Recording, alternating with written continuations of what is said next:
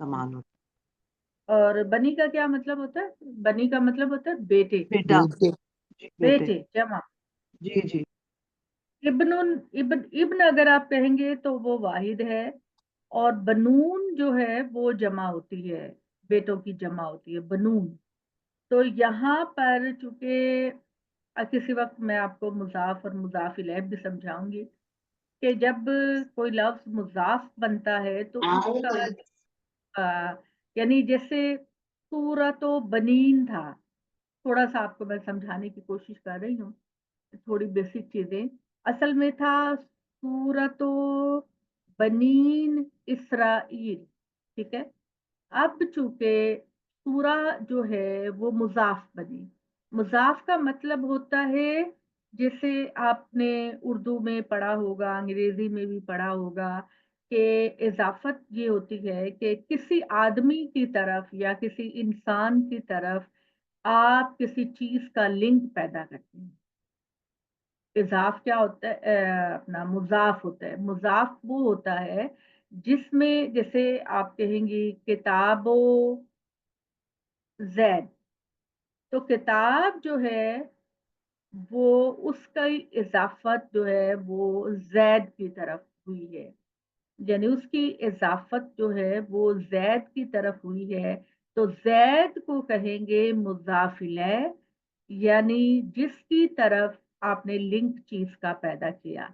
تو کتاب مضاف ہوگی، اور وہ پرسن جس کی آپ کو لنک کسی چیز سے پیدا کریں گے اس کو مضاف الیہ کہتے ہیں. مضاف الیہ کا مطلب ہوتا ہے کہ وہ شخص، وہ چیز جس کی طرف آپ نے لنک کسی چیز کا پیدا کیا ہے. تو چیز ہمیشہ مضاف ہوتی ہے، اور وہ پرسن جو ہوتا ہے وہ مضاف الیہ ہوتا ہے.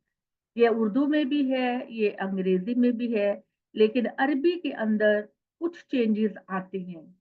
جیسے مضاف اور مضاف الیہ میں جب آپ کسی چیز کی پوزیشن کسی آدمی کی طرف کرتے ہیں یا کسی اور کی طرف کرتے ہیں تو چند تبدیلیاں اس میں آتی ہیں. اب آپ نے یہ دیکھا کہ یہ لفظ تھا سورۃ و بنون.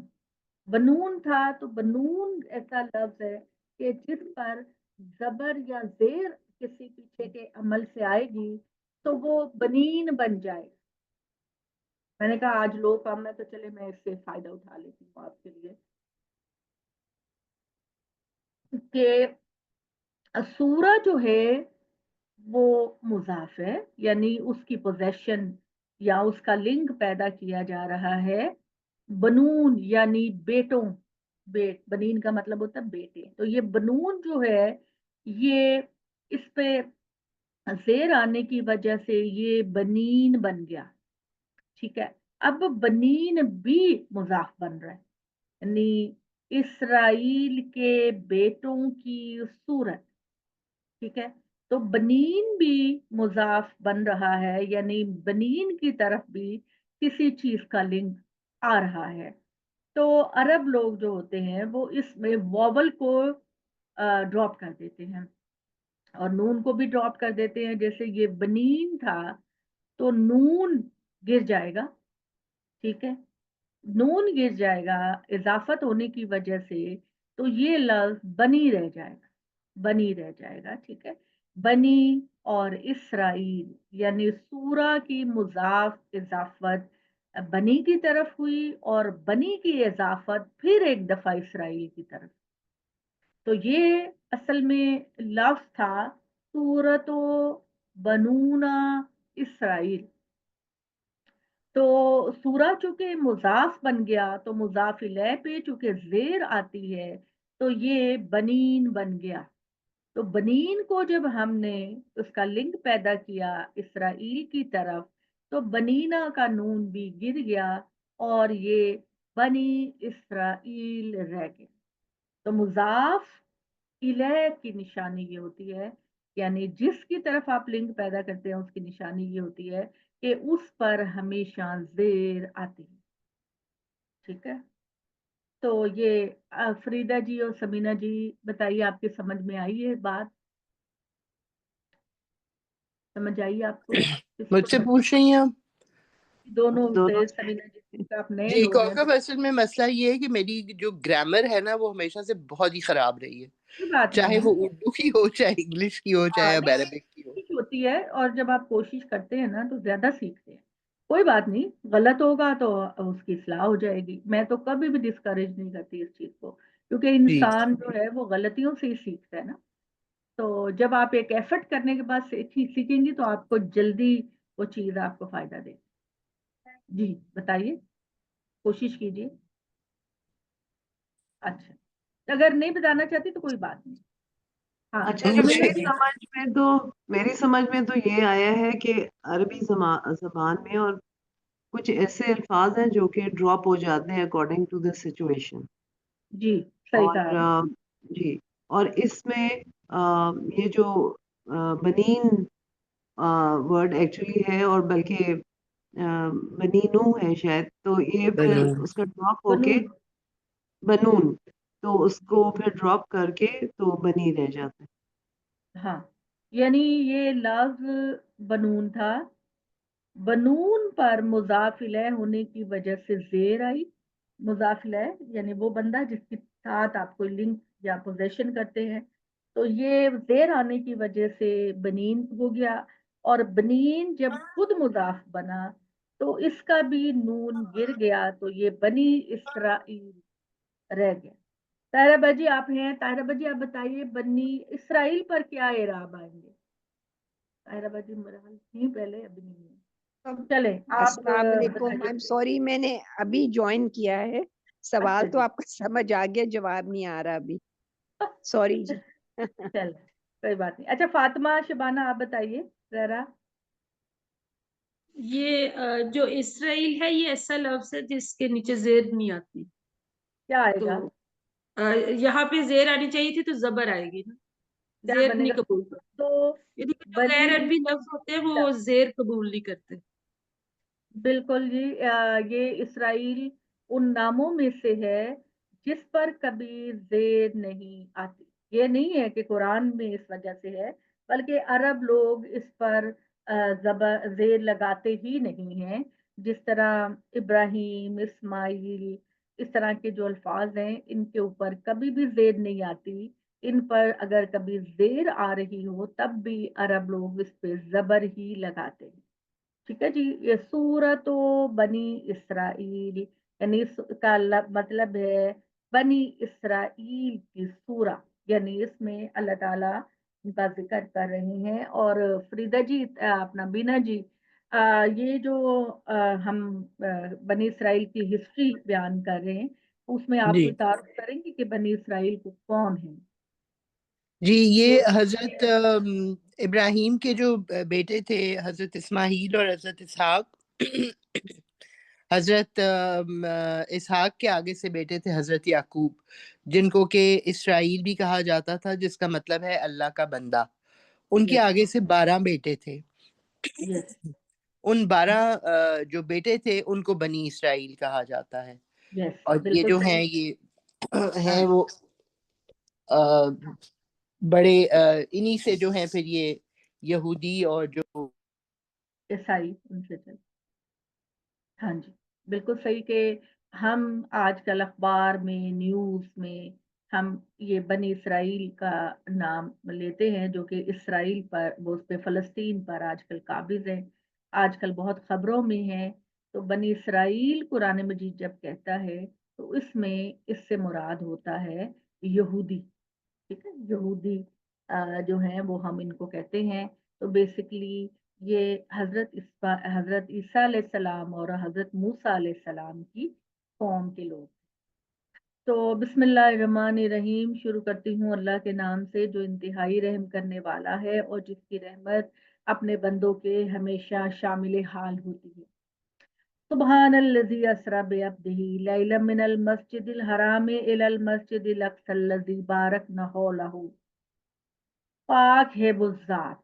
سبحانہ، ہم کہتے ہیں کہ یہ مفعول مطلق بنتا ہے، اصل میں یہ ہوتا ہے اسبح سبحانہ، میں بہت زیادہ پاکی بیان کرتا ہوں. اس کا یہ مطلب ہوتا ہے اس اللہ کی असरा बेअब्दिही, जो रातों रात ले गया अपने बंदे को। असरा, रात को ले जाना, अपने बंदे को। लैल का मतलब होता है रात। अल्लाह बड़ा पाक है, वो जो ले गया अपने बंदे को एक रात। बंदे से मुराद मोहम्मद सल्लल्लाहु अलैहि वसल्लम के। अब्दही, अब्दही का मतलब है अल्लाह अपने बंदे को ले गया। तो बंदे से मुराद जो है वो नबी सल्लल्लाहु अलैहि वसल्लम है। बहुत ही पाक है वो जात जो रातों रात ले गई एक रात अपने बंदे को। मिनल मस्जिदिल हराम इलल मस्जिदिल अक्सा, मस्जिद हराम से मस्जिद अक्सा की तरफ। मस्जिद अक्सा आप सबको पता है कि जिसको आप बैतुल मुक़द्दस कहते हैं, वो मस्जिद अक्सा है। तो मस्जिद हराम क्या है? मस्जिद हराम क्या है और इसको मस्जिद हराम क्यों कहा जाता है? कोई बताएगा? सब लोग इसका नाम लेते हैं ना, मस्जिद हराम, मस्जिद हराम। तो क्या हम उसको बैतुल्ला भी कहते हैं? तो क्या मतलब है मस्जिद हराम? सारी बातें वाज़ेह होनी चाहिए ना। हुर्मत, हाँ जी। तो हुर्मत, बीना जी बिल्कुल, हुर्मत किस लिहाज से है? इज्जत, इज्जत वाली, हुर्मत वाली जगह। जी जी। हाँ जी मस्जिद हराम खाना काबा को कहते हैं। जी। यानी इस मस्जिद के अंदर जो है चूंकि लड़ना, भिड़ना, गाली गलौज जी करना बिल्कुल हराम है, तो इसलिए इसको मस्जिद हराम कहा जाता है। यानी वो ये मस्जिद है कि जिसमें अल्लाह ताला ने फरमाया है कि इस मस्जिद के अंदर किसी तरह का भी वायलेंस नहीं किया जाएगा। इसमें लड़ाई झगड़ा, गाली गलौज, फहश बातें नहीं की जाएंगी। और यहाँ पर किसी भी जानवर की जान लेना भी हराम है। इंसान की जान तो बड़ी दूर की बात है। तो इसी वजह से चूंकि ये एक मोहतरम जगह है, एहतराम वाली जगह है, यहाँ लड़ना झगड़ना बिल्कुल मना है, इसलिए इसको मस्जिद हराम यानी मोहतरम मस्जिद कहा जाता है। तो अल्लाह ताला ने जो है, जब आप सल्लल्लाहु अलैहि वसल्लम अभी मक्का ही के अंदर थे, तभी आपने हिजरत नहीं की थी, तो एक रात अल्लाह ताला जो है वो नबी सल्लल्लाहु अलैहि वसल्लम को ट्रेवल कराया। और मस्जिद हराम और मस्जिद अक्सा का जो फासला उस जमाने में था, वो ऊंट पर या किसी घोड़े पर, तो वो तकरीबन 40 दिन लगते थे। मगर अल्लाह ताला मोहम्मद सल्लल्लाहु अलैहि वसल्लम को एक रात ही में पहले मस्जिद अक्सा लेकर गए, फिर मस्जिद अक्सा से उनको अल्लाह ताला ने अपने आसमानों की सैर कराई और आसमानों के मुशाहिदात कराए। और आप सल्लल्लाहु अलैहि वसल्लम की बहुत सारी रवायतें हैं जिसमें आप सल्लल्लाहु अलैहि वसल्लम ने जन्नत और दोज़ख में अपने मुशाहिदे को बयान किया है। आप सल्लल्लाहु अलैहि वसल्लम ने वहां पर जो आपको दिखाया गया, तो उसमें अल्लाह ताला ने अपने, अल्लाह के नबी ने अपने मुशाहिदात को, ऑब्जर्वेशन को बयान किया। और कुरान ने भी उसमें काफी चीजें बयान की। अब यहाँ पर दो चीजें हैं जिनकी तरफ मैं इशारा करना चाहती हूँ। वो दो चीजें ये हैं कि यहाँ पर पहली आयत से ये लगता है कि अल्लाह ताला नबी सल्लल्लाहु अलैहि वसल्लम को फिजिकली लेकर गए। ठीक है, मस्जिद हराम से मस्जिद अक्सा और मस्जिद अक्सा से ऊपर सातवें आसमान तक अल्लाह ताला लेकर गए। लेकिन आगे जाकर एक लफ्ज इस्तेमाल होता है, अरईना का। अरईना का, अब अरई रोया निकला है। रोया का मतलब होता है ख्वाब में कोई चीज दिखाना। ठीक है, ख्वाब में कोई चीज दिखाना। तो उससे हमारे काफी स्कॉलर्स ये बात कहते हैं कि चूंकि नबियों को वही का जरिया ख्वाब भी होते हैं। जैसे हजरत इब्राहीम को दिखाया गया कि वो अपने बेटे को ज़िबा कर रहे हैं, इसी तरह हजरत यूसुफ अलैहिस्सलाम ने ख्वाब में देखा कि मुझे 11 सितारे, एक चांद और एक सूरज सजदा कर रहे हैं। तो नबियों के जो ख्वाब होते हैं वो झूठे नहीं होते, نبیوں کے خواب جو ہوتے ہیں وہ سچے ہوتے ہیں اور ان کی تعبیر ہوتی ہے. تو اس لیے ہمارے کچھ مفسر کہتے ہیں کہ چونکہ قرآن مجید میں رویا کا ذکر ہے تو اس کا مطلب ہے کہ اللہ تعالیٰ آپ صلی اللہ علیہ وسلم کو فزیکلی تو نہیں لے کر گئے تھے، لیکن ان کو اللہ تعالیٰ ذہنی طور پر خواب کے ذریعے آپ صلی اللہ علیہ وسلم پہلے مسجد اقصیٰ گئے اور پھر روایتوں میں آتا ہے کہ 7 آسمانوں پر گئے اور 7 آسمانوں پر ان کی ملاقات مختلف نبیوں سے ہوئی. اور اس میں ایک روایت یہ بھی ہے کہ ان کو جب حضرت موسیٰ ان کو ملے تو انہوں نے کہا کہ اے محمد بتا اللہ نے تجھ کو کیا تحفہ دیا. تو آپ صلی اللہ علیہ وسلم نے کہا کہ مجھے روایتوں میں جو آتا ہے، جو باتیں آتی ہیں ان کی حیثیت کیا ہے، وہ ہم اس کو چیک کر رہے ہیں. تو حضرت موسیٰ نے کہا کہ 50 نمازیں تو بہت زیادہ ہے، تیری امت اس کو ادا نہیں کر سکے گی. تو اس طرح وہ مکالمہ ہے کہ کافی چکر انہوں نے لگوائے اور پھر آخر میں 5 نمازوں کو فائنل کیا گیا کہ دن میں 5 نمازیں پڑھی جائیں گی. تو یہ اس کا پس منظر ہے، یہ میں نے آپ کو بتا دیا تاکہ پوری جو سورہ ہے اس کے اندر جو کچھ آپ بیان کر رہے ہیں وہ آپ کو پتہ چل جائے. تو اللہ تعالیٰ کہتے ہیں کہ پاک ہے وہ ذات جو راتوں رات لے گئی اپنے بندے کو ایک رات میں مسجد حرام سے مسجد اقصیٰ تک، الذی بارکنا حولہ، یہ وہ مسجد ہے جس کے آس پاس کو ہم نے بڑی برکت دی. کیونکہ جو بنی اسرائیل کا قبلہ تھا وہ مسجد اقصیٰ تھا اور یہ بنی اسرائیل کا قبلہ تھا. اور شروع میں اللہ تعالیٰ نے مسلمانوں کو جو قبلہ بنانے کا حکم دیا تھا شروع میں وہ مسجد اقصیٰ تھا. یعنی بالکل اسلام کے سٹارٹ میں اللہ تعالیٰ نے یہ آزمائش کرنے کے لیے کہ بنی اسرائیل میں کتنا تعصب پایا جاتا ہے اور جو لوگ مسلمان ہوں گے محمد صلی اللہ علیہ وسلم کے ساتھ ان کے دل کے اندر کتنی سچائی ہوگی کہ وہ جب اللہ ان کو کوئی حکم دے گا تو ان کا ریئیکشن کیا ہوگا. تو بالکل شروع میں جو نماز تھی وہ مسلمانوں کو حکم دیا گیا کہ آپ نے مسجد اقصیٰ کی طرف منہ کر کے نماز پڑھنی ہے.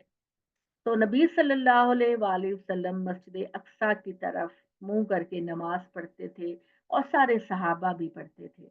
مگر جب آپ مکہ میں نماز پڑھتے تھے تو وہ اس رخ پر آپ صلی اللہ علیہ وسلم نماز پڑھتے تھے کہ سامنے خانہ کعبہ آتا تھا اور اس کے بعد آگے جو ہے وہ ایک ہی رخ میں مسجد اقصیٰ بھی آتی تھی.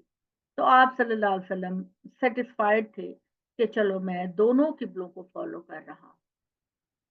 مگر جب آپ صلی اللہ علیہ وآلہ وسلم مدینہ تشریف لے گئے تو دوسری پارے میں آپ پڑھتے ہیں کہ اس کا آغاز یہی ہوتا ہے کہ محمد تم بار بار آسمان کی طرف نظر اٹھا کر دیکھتے ہو کہ اللہ کا حکم کب آئے گا کہ میرا جو قبلہ ہے وہ خانہ کعبہ کو بنا دیا جائے. تو آپ بار بار اللہ تعالیٰ کی طرف ایک متلاشی نظروں سے دیکھتے تھے.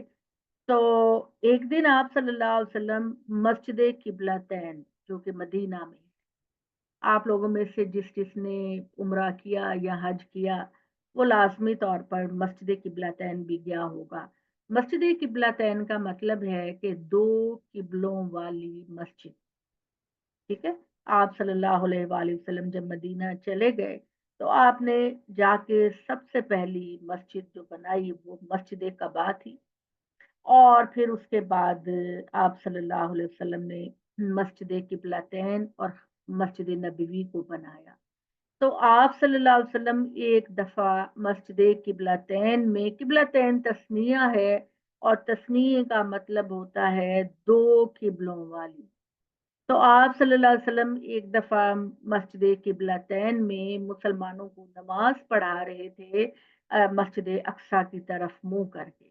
اب مدینہ کے اندر ایسی سچویشن نہیں پیدا ہو رہی تھی کہ خانہ کعبہ بھی آئے سامنے اور مسجد اقصیٰ بھی آئے، یہ نہیں پیدا ہو رہا تھا. لہذا آپ صلی اللہ علیہ وسلم بیت المقدس ہی کی طرف منہ کر کے نماز پڑھنے پر مجبور تھے. بیت اللہ کی طرف آپ کا منہ کرنا بنتا ہی نہیں تھا. تو پھر اللہ تعالیٰ نے جب آپ نماز پڑھا رہے تھے مسجد اقصی کی طرف منہ کر کے، اسی دوران میں آپ پر وحی کی کہ اے محمد نماز کے دوران ہی تم اپنا منہ خانہ کعبہ کی طرف کر لو. یعنی یوں جیسے آپ دیکھیے کہ یوں کر کے جو ہے وہ مسجد اقصی تھی اور آپ نماز پڑھا رہے تھے، تو نماز کے دوران ہی میں اللہ نے کہا کہ یوں رخ بدل کر آپ جو ہیں وہ اب خانہ کعبہ کی طرف منہ کر لیں. اب یہ اللہ تعالیٰ کا فائنل حکم ہے، اور یہ اللہ تعالیٰ نے اس لیے دکھایا کہ یہ بنی اسرائیل کے لوگ اس قسم کی بحثوں میں نہ پڑیں کہ لو جی کبھی کوئی ان کا قبلہ ہوتا ہے تو کبھی کوئی ان کا ہوتا ہے. تو اللہ تعالیٰ نے یہ بتایا کہ سارے قبلے میرے ہی ہیں، اور میں جس طرف چاہوں میں اس کو اپنا رخ قرار دے سکتا ہوں. مشرق، مغرب، شمال، جنوب سارے میرے ہیں. لیکن اے محمد اور مسلمانوں، اب میں نے تمہارے لیے خانہ کعبہ کو ہی مقرر کر دیا ہے، تو اب تم دنیا کے کسی بھی گوشے میں جاؤ، جہاں جاؤ تو تمہیں اسی کی طرف منہ کر کے نماز پڑھنی ہے. دنیا کے اندر یہی تمہارا قبلہ ہے. پہلے دن سے ہی جو دنیا میں اللہ کی عبادت کے لیے مسجد بنائی گئی تھی وہ مسجد حرام ہی تھی، بیت المقدس یہ اپنا بیت اللہ ہی تھا. اور پھر اس کے بعد اللہ تعالیٰ نے بنی اسرائیل کا جو قبیلہ مقرر کیا تھا وہ مسجد اقصی تھا. اور اب اللہ تعالیٰ ایک فائنل حکم اپنا جو دے رہے ہیں محمد صلی اللہ علیہ وسلم کے فالوورز کو، اللہ کے فالوورز کو، اور اگر بنی اسرائیل بھی ایمان لاتے ہیں تو اب ان کو خانہ کعبہ ہی کو اپنا قبلہ بنانا ہے. یہ بات آپ پہ کلیئر ہو گئی؟ اتنی لمبی تمہید میں نے اس لیے باندھی کہ یہ ساری سچویشن آپ پر واضح ہو جائے. اور دوسرے بارے میں کا آغاز اس بات سے ہوتا ہے کہ اب یہ بے وقوف یہودی یہ بات کہیں گے کہ دیکھو اچھا خاصا یہ ہمارے قبلے کو فالو کر رہے تھے، اب کس نے ان کا رخ بدل دیا. تو اے محمد تم دنیا میں جہاں بھی جاؤ نماز پڑھو گے، اللہ تمہاری نماز کو قبول کرے گا. لیکن اب قبلہ جو ہے وہ ایک یکجہتی کے لیے، ایک ڈسپلن کے لیے اللہ تعالیٰ خانہ کعبہ کو ہی بنا رہا ہے. یہ میں نے کوشش کی ہے کہ پوری اس کی ہسٹری بیان کر دوں آپ کے سامنے تاکہ ہر بات اچھی طرح واضح ہو جائے. تو کوئی سوال اس بارے میں آپ کا بنتا ہے کسی کا؟ جی کوکب، میں نے پوچھنا تھا کہ مدینہ میں حضور بیت المقدس کی طرف کیوں نماز پڑھتے تھے، خانہ کعبہ کی طرف کیوں نہیں رخ کرتے تھے؟ اچھا طاہرہ باجی، شاید آپ میری جو ابتدائی گفتگو ہے اس میں آپ شاید نہیں تھی کلاس کے اندر. چلیں کوئی بتائے گا. ابینا جی آپ سوری. بتائیے طاہرہ باجی کو، بتائیے آپ ذرا کیا ہم نے بولا ابھی کیا سیکھا. جی آپ نے بتایا کہ جب اسلام جب آیا، رسول اللہ نے جب یا اس سے پہلے بھی جو نمازیں تھیں وہ ہمیشہ مسجد اقصی کی طرف منہ کر کے پڑھی جاتی تھیں. تو رسول اللہ صلی اللہ علیہ وسلم بنی اسرائیل پڑھتے تھے. جی بنی اسرائیل. تو رسول اللہ صلی اللہ علیہ وسلم بھی جو نماز پڑھتے تھے وہ اسی طرف رخ کر کے پڑھا کرتے تھے. تو اس میں ان کو یہ تسلی تھی کہ کیونکہ جب یہ مکہ میں نماز پڑھتے تھے تو ان دونوں کا رخ جو تھا ایک ہی ڈائریکشن میں آتا تھا، خانہ کعبہ بھی اور مسجد اقصی بھی. تو جب یہ رسول اللہ صلی اللہ علیہ وسلم جو ہیں وہ ان کی بہت خواہش تھی کہ وہ جو حضرت آدم کا اور حضرت ابراہیم نے جو بنایا ہے خانہ کعبہ وہ اس طرف رخ کر کے نماز پڑھیں. تو مسجد جو مدینہ میں جب وہ گئے تو مدینہ میں جو پہلی مسجد بنی وہ مسجد قباء تھی، اور اس کے بعد مسجد قباء تھی، اور جو اس کے بعد ہے مسجد قبلتین اور مسجد نبوی بنی وہاں پہ. تو رسول اللہ صلی اللہ علیہ وسلم مسجد قبلتین میں جب نماز پڑھ رہے تھے تو نماز کے دوران ہی یہ حکم آیا کہ اپنا رخ جو ہے وہ خانہ کعبہ کی طرف موڑ لیں. تو انہوں نے نماز پڑھنے کے دوران ہی جو اپنا رخ ہے وہ خانہ کعبہ کی طرف موڑ لیا. اور یہ بھی بات ہوئی کہ مطلب اب جو بنی اسرائیل ہیں وہ اس بات کا مذاق اڑائیں گے کہ یہ بھی فیصلہ نہیں کر سکتے کہ انہوں نے کس طرف رخ کر کے نماز پڑھنی ہے. مگر اس دن کے بعد سے جو ہے پھر جو نماز ہے اس کا رخ خانہ کعبہ کی طرف ہو گیا. مسجد الحرام کی طرف ہو گیا۔ زبردست۔ جی طاہرہ باجی جی آپ کو جواب مل گیا؟ بہت بہت شکریہ، ہاں بالکل جی، بہت بہت شکریہ میری خاطر۔ یعنی اللہ میں یہ بات کہتے ہیں کہ دنیا میں جو پہلی مسجد بنی تھی در حقیقت وہ تو خانہ کعبہ تھی، لیکن جب اللہ تعالیٰ نے یہ حضرت موسیٰ علیہ السلام کی قوم جو بنی اسرائیل تھی، پہلے وہ ایک باکس کو سامنے رکھ کر، جس کا آج کل بھی بڑا ذکر چلتا ہے نا، ایک باکس رکھ کے سامنے نماز پڑھا کرتے تھے۔ پھر حضرت داؤد کے زمانے میں اور حضرت سلیمان کے زمانے میں اس کو تعمیر کیا گیا۔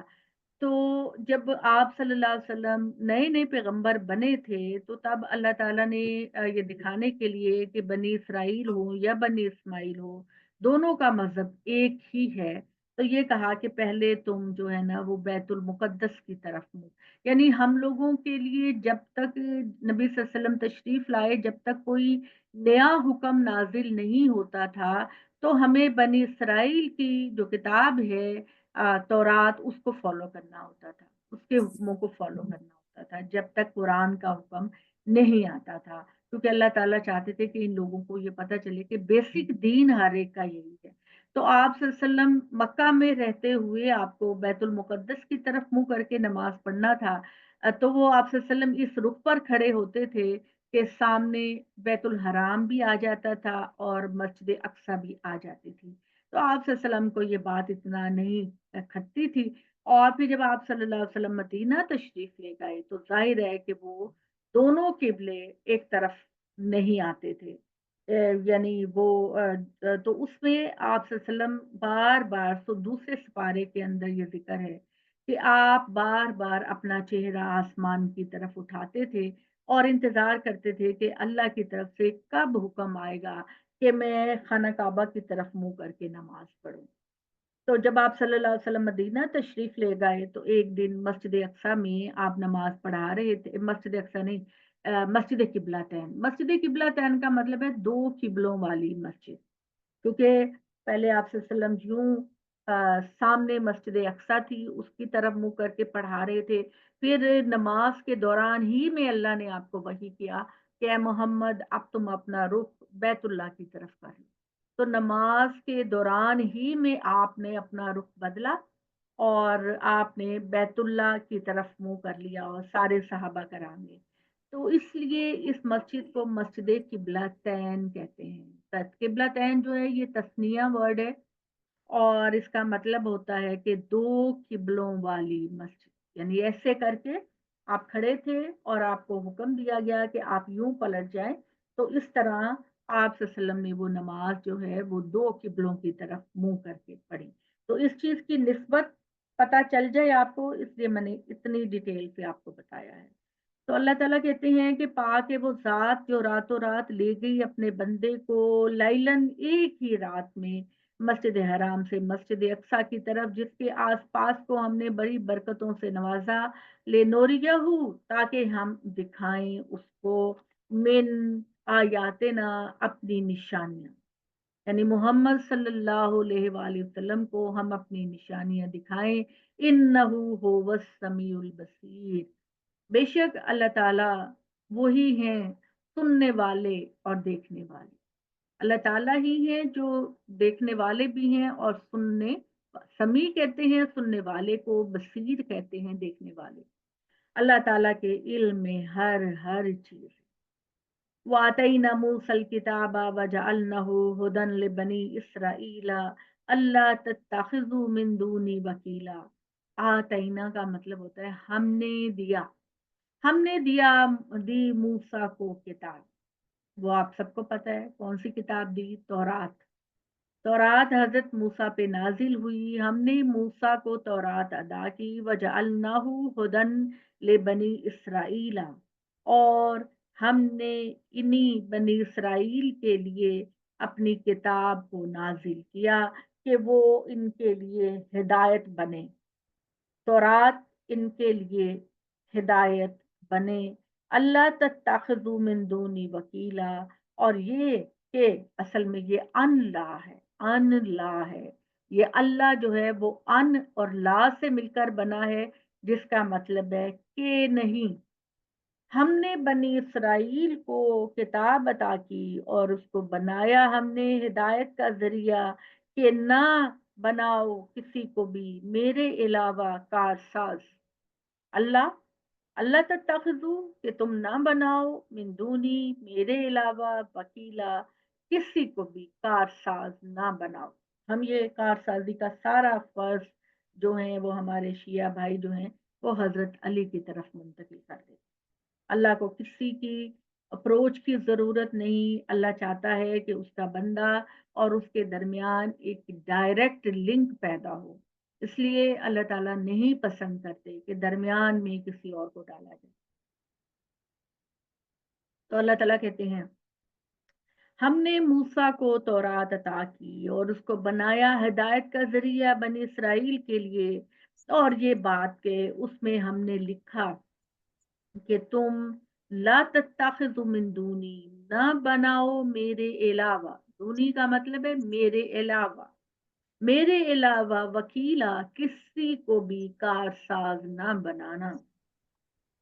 ذریتا من حملنا مع نوح، یہ وہ لوگ تھے، یہ ان لوگوں کی اولاد تھی، ذریہ کا مطلب ہوتا ہے اولاد، یہ ان لوگوں کی اولاد تھی جن کو ہم نے نوح کے ساتھ کشتی میں سوار کیا تھا، کیونکہ حضرت نوح علیہ السلام جو تھے وہ پہلی قوم تھے کہ جن کی قوم نے انکار کیا تو ان پر اللہ کا عذاب آیا کہ ان کے اوپر ہر طرف پانی پانی پانی پانی ہو گیا، اور پوری دنیا اس وقت تلپٹ ہو گئی، اور اللہ نے جتنے مشرکین تھے ان کو پانی میں ڈال دیا، عذاب دے دیا، اور صرف جو لوگ حضرت نوح کے ساتھ کشتی میں سوار ہوئے تھے بس وہی بچے تھے، اور ان کے بعد پھر اللہ تعالیٰ نے دوبارہ دنیا میں انسانوں کے سلسلے کو جاری کیا۔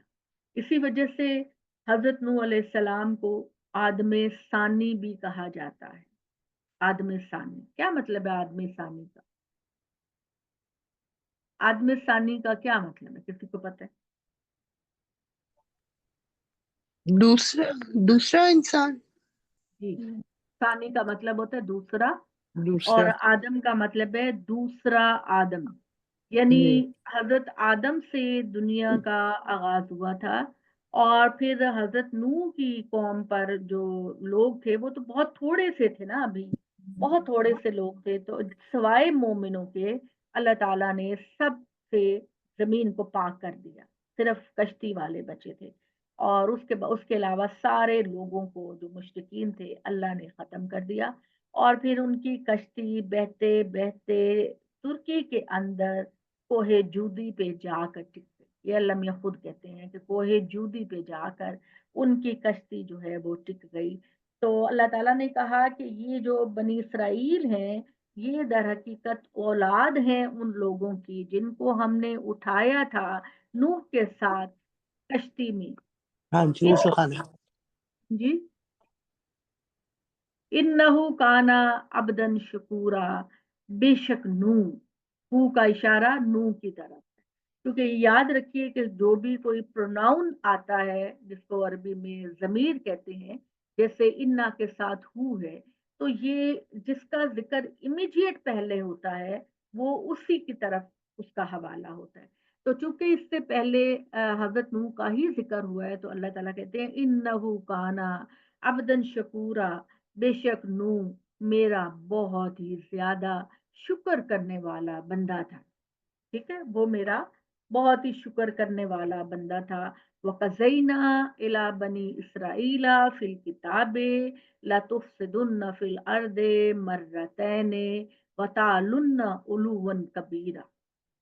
اچھا، اب یہاں پر جو ہے نا یہ ایک نیا ذکر چل رہا ہے کہ چونکہ آپ صلی اللہ علیہ وسلم مدینہ تشریف لے گئے تھے تو اللہ تعالیٰ کی یہ توقع تھی کہ بنی اسرائیل کو یہ پتہ ہے، ان کی کتابوں کے اندر یہ ذکر ہے کہ بنی اسماعیل کے اندر ایک نبی آئے گا جو آخری نبی ہوگا، تو ان سب کو اس نبی پر ایمان لے کر آنا ہے اور اس نبی کی ہی شریعت کو فالو کرنا ہے، لیکن اللہ تعالیٰ کہتے ہیں کہ بنی اسرائیل کے جو یہودی تھے مدینہ کے اندر، وہ تو شروع میں آئے ہی اسی مقصد کے لیے تھے کہ یہاں پر اللہ کا آخری نبی آئے گا، تو ہماری ذمہ داری ہے اپنی کتابوں کے اندر، اللہ نے ہم سے وعدہ لیا ہے کہ ہم نے اس پر ایمان لانا ہے اور اسی کو فالو کرنا ہے۔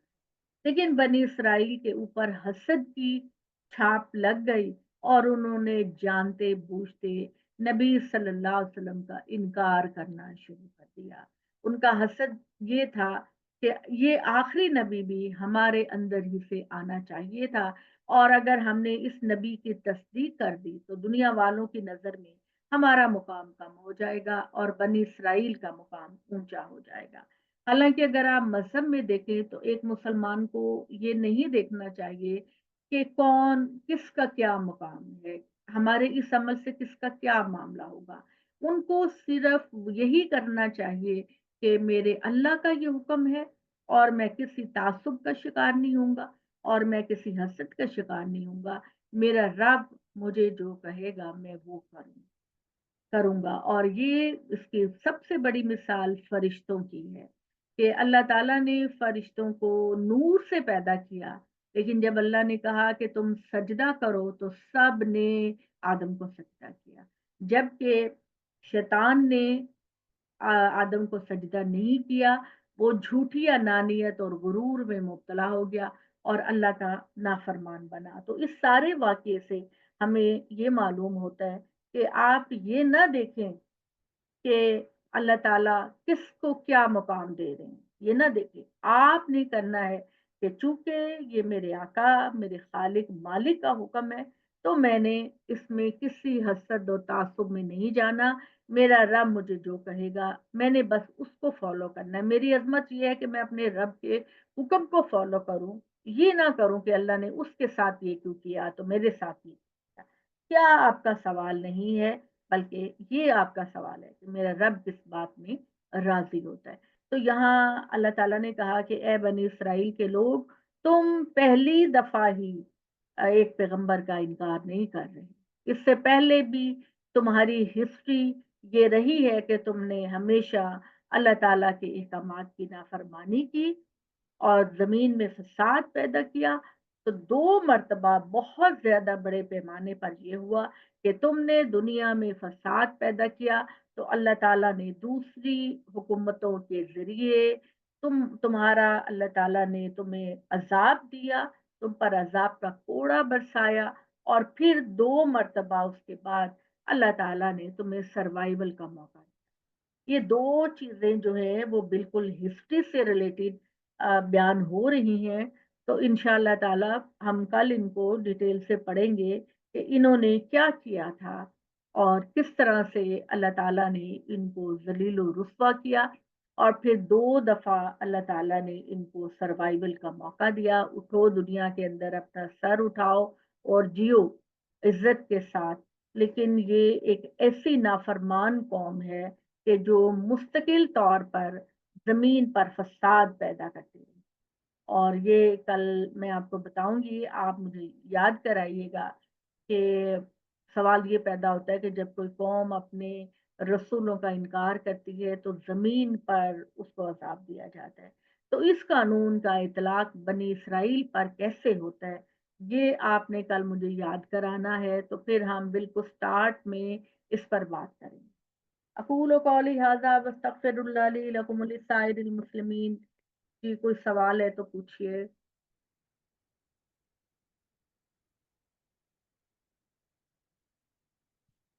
کوئی نہیں ہے تو پھر ہم دعا کر لیتے ہیں، ٹھیک ہے جی۔ چلیں جی، بسم اللہ الرحمن الرحیم، اللہم صلی علی سیدنا محمد وعلی آل محمد کما صلیت علی ابراہیم وعلی آل ابراہیم انک حمید مجید، اللہم بارک علی محمد وعلی آل محمد کما بارکت علی ابراہیم وعلی آل ابراہیم انک حمید مجید، ربنا آتنا فی الدنیا حسنہ وفی الآخرۃ حسنہ وقنا عذاب النار وقنا عذاب الحشر وقنا عذاب النشر عذاب المیزان، ربنا لا تحملنا ما لا طاقة لنا به واعف عنا واغفر لنا وارحمنا انت مولانا فانصرنا على القوم الكافرين فانصرنا على القوم الظالمين فانصرنا على القوم الفاسقين رب ارحمهما كما ربياني صغيرا ربنا هب لنا من ازواجنا وذرياتنا قرۃ اعین واجعلنا للمتقین اماما. اے اللہ ہماری یا اللہ ہمارے گناہوں کو معاف کر، یا اللہ ہمیں کی زندگی عطا فرما، یا اللہ ہماری جھولیوں کو خوشیوں سے بھر دے، یا اللہ ہماری تکلیفوں کو، بیماریوں کو، ٹینشن کو یا اللہ سب کو دور کر دے، یا اللہ ہمارے دلوں میں ایمان کی طاقت کو پیدا فرما دے، یا اللہ ہمیں اعلیٰ ظرفی عطا فرما کہ ہم دوسروں کو معاف کر دیں، یا اللہ دوسروں کے لیے ہم اچھا رویہ اختیار کریں، دوسروں کے ساتھ لے کر چلنے کی کوشش کریں، یا اللہ ہمیں اپنا پاک اور صاف بندہ بنا دے، نبی صلی اللہ علیہ وآلہ وسلم کے ہاتھوں حوض کوثر کا پانی نصیب فرمانا، یا اللہ ہمارے ماں باپ کے لیے ہمیں صدقہ جاریہ بنا دے، یا اللہ ان کی غلطیوں اور اعمال کو اولوں سے بارش سے دھو دے، اے اللہ رحمان رحیم پروردگار میرے ماں باپ کے لیے میری ہر نیک عمل کو، آپ کے ماں باپ کے لیے آپ کے ہر نیک عمل کو صدقہ جاریہ بنا دے، اس سے بڑا ساتھ کہ اللہ سب کو نیک اولاد عطا کرے، یا اللہ ہماری اولادوں کو ان سے پیار کرنے والا فرما بردار بنا دے، ان کو ہماری آنکھوں کی ٹھنڈک کا سکون اور متقیوں کا امام بنا دے، یا اللہ دنیا بھی بہترین عطا فرما اور آخرت بھی بہترین عطا فرما، یا اللہ زندگی میں نہ پیسے کا کسی کا محتاج کرنا اور نہ ہی صحت میں کسی کا محتاج کرنا، عزت کے ساتھ اے اللہ ایمان کے ساتھ اس دنیا سے لے جانا، یا اللہ ہمارے حفاظت کے لیے اپنے رحمت کے فرشتوں کو بھیجنا، یا اللہ اپنی راہ کو ہمارے لیے روشن اور واضح کر دینا، یا اللہ شیطان ہمیں جب بھی بہکانے لگے ہیں میرے پروردگار تو اس سے استدعا ہے کہ تو بڑھ کر ہم کو تھام لینا اور اس گمراہی کے کھڈے میں گرنے سے بچا لینا، یا اللہ دنیا کے اندر کسی طرح کی بھی بدنامی اور گناہ کا ارتکاب ہم نہ کریں، کہ اللہ بہترین انسان بن کے رہیں اور بہترین انسان بن کر ہم دنیا والوں کے لیے ایک نشانی علامت بن جائیں، آمین ثم آمین۔ جزاک اللہ خیر۔